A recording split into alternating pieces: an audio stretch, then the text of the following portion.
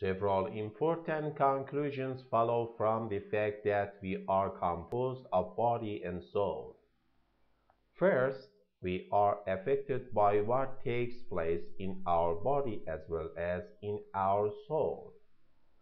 Both body and soul have powerful impulses and drives which affect each other and constantly seek to be satisfied. We must learn to control and direct these forces so that they serve our best interests. In themselves, these impulses and drives are not evil. They become the occasion of evil when we fail to control and regulate them. Second, we are capable of knowing what is right and wrong. Independent of all human law, certain human acts are of their very nature good and worthy of praise, others are bad and deserving of blame. By considering our purpose in life and our nature, we can know what these actions are. At the same time, Allah has given us an authoritative teaching, Islam, which infallibly defines right and wrong in the moral order. Third, we are responsible for our actions. Because we have an intellect by which we can know what is right, and a free will by which we can choose, we are accountable for our actions. Although we cannot directly suppress our basic impulses and drives, we can learn to control and regulate them. For example, we cannot directly suppress the urge to eat pork, but we can refuse to act on this impulse. Furthermore, through experience, we acquire a knowledge of what stimulates our various drives, and frequently we can avoid the stimulus. For instance, a couple may discover that some actions or displays of affection during courtship arouse feelings and desires which are difficult to control. They can do very little about this directly, but common sense tells them that they can avoid these actions which arouse them. We are men and women. The human nature which we have just described is manifested into sexes, male and female. We differ as men and women because we possess different, though complementary generative systems.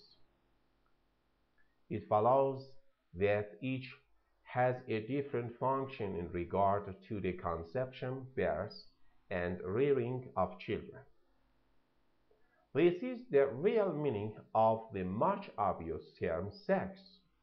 In other words, sex stands for the sum total of organic and functional differences which distinguish men from women. From the viewpoint of the individual, sex appears as a need for someone alike, that having the same nature, yet different because endowed with this complementary property of the opposite sex. Further, since we are a composite of body and soul, this property of sex affects our entire physical, psychic, and spiritual makeup. In marriage, men and women are complementary, yet they complete each other at all these levels of human activity. For this reason, marriage is unlike all other partnerships. As men and women, you differ in many ways, but it's precisely because you are different that you will have so many opportunities to assist and complete each other. Since you are in love, you wish to be together and to offer gifts to each other.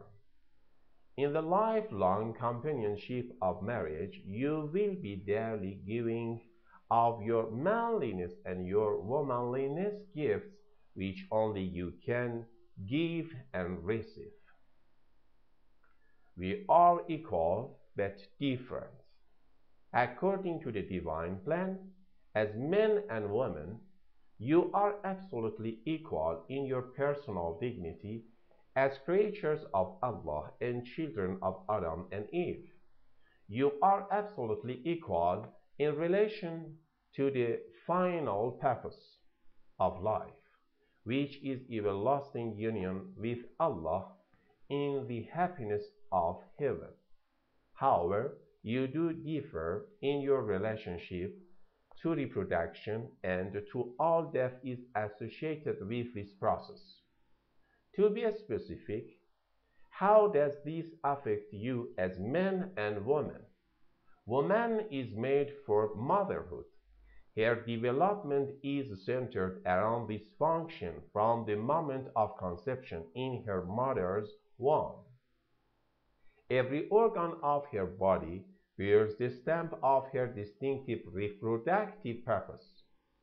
She differs from the man in the tempo of her growth and the rhythm of her life cycle.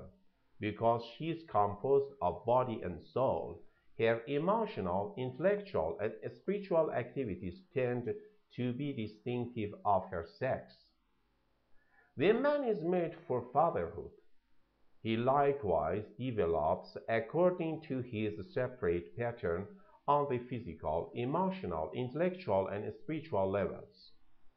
This development is related to the function he is to fulfill in the procreation and education of children. He develops differently from the woman, therefore, because his reproductive role is different. It follows that although you are equal as persons, you are not identical. Much of the modern confusion concerning the equality of the sexes could be avoided if this distinction were kept in mind. Further, the development of sex according to the distinctive pattern of maleness and femaleness goes on in the life cycle of each of us whether we choose to use our reproductive faculties or not. At the same time, the sex drive will manifest itself in some form in all normal individuals. Finally, all normal adults are capable of reacting to appropriate sexual stimulation in some degree. We attach meanings to things. Because we are rational beings, we interpret and read meanings into things. In a sense, nothing that intimately affects us is viewed neutrally or with cold objectivity. We attach meanings to things, and this changes the way we look at them. For example, male and female differences together with the various expressions of the sexual drive are never viewed indifferently by us as they apparently are among animals. Rather, we attach significance to them and they will be regulated and controlled according to the meaning which they have for us. Our ability to read meanings into things and thus to change our relationship to them merits attention because it shows how and to what extent we can regulate our sexual impulses. Many modern writers imply that sexual control is unnatural or unhealthy. This is utter nonsense. People have always exercised control over sex, but the nature and extent of this regulation and control has depended upon the meaning which they gave to the function of sex itself. Since Islam maintains that the primary purpose of the generative faculties is reproduction, it has always prohibited the deliberate exercise of this drive outside of marriage. 15 centuries of experience demonstrate that this form of control is possible, natural, and healthy. It's primarily because many moderns look upon man as merely a highly developed animal that they can consider this control to be impossible or unnatural. In other words, they give a different meaning to sex than we do. We are social beings. Another characteristic of our nature is its social quality. We are social beings by nature. This means that our capacity for love, sympathy, understanding, the communication of ideas, and so on can be developed and used in a satisfactory manner only through cooperation with others.